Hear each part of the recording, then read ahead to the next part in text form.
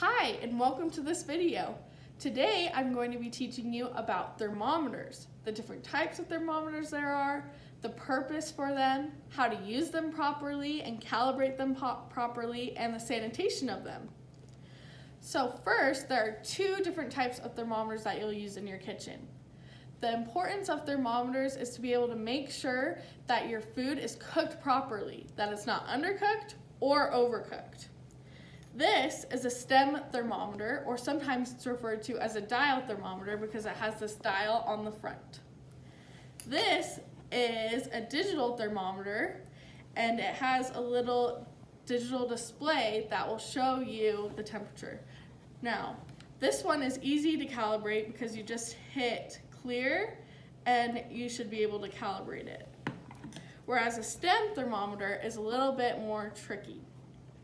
So to start off, you should have your stem thermometer, and the different parts of the stem thermometer are the stem, the dial, and on the back it has this little nut for how to calibrate it.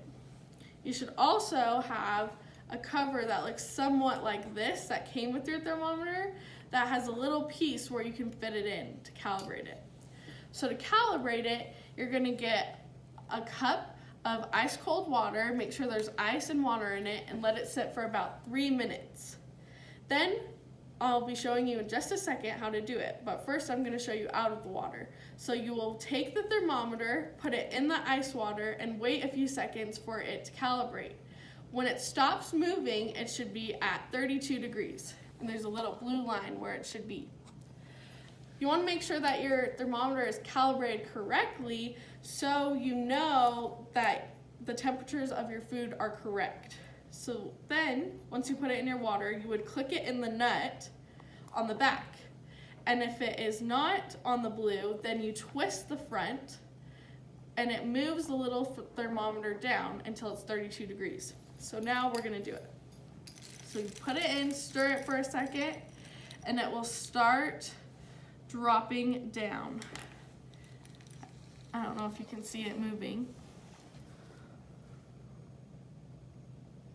And you want to wait 20 to 30 seconds. Or until you can tell that it's not going to drop anymore. So mine looks like it's about at 38 degrees. So now I'm going to take it out, put this on the back of it and push it up to the nut, and then I'm going to rotate it exactly to 32 degrees. So now you can see the red line matches up with the blue line. Now, how to properly use your thermometer now that it's calibrated is, for the stem thermometer, you want to stick it in food at least 2 inches thick, so it can get in enough food to be able to read it.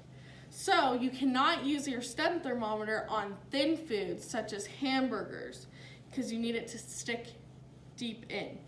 So for chicken or other kind of meats, you want to stick it in about 2 inches, and it can either be done straight up to the thickest, fattest part or to the side. So we're going to pretend that this is my chicken breast and I'm going to stick it in.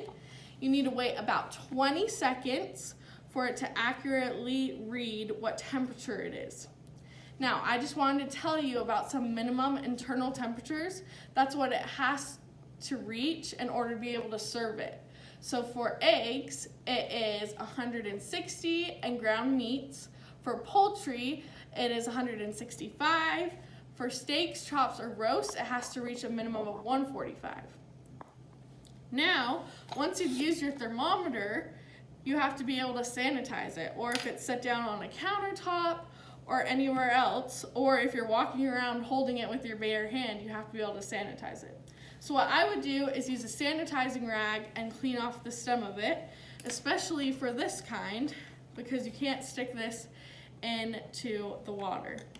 So let's just clarify this and go through it one more time. It's important to use thermometers to make sure that your food is cooked at the right temperature. You need to be able to know how to accurately calibrate it, which I showed you, which you use a cold cup of ice water and follow the steps that were given. you need to be able to know how to read it too. So let me teach you that really fast. So you should be able, for the dial one, just to look at the dial, where it's at. But this is important to know. The red on your thermometer is the temperature danger zone.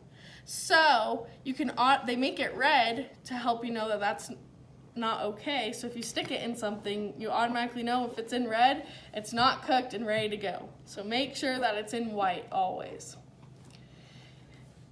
And if you do that, you'll be able to have a safe kitchen and not get anybody sick and be able to follow the food safety rules.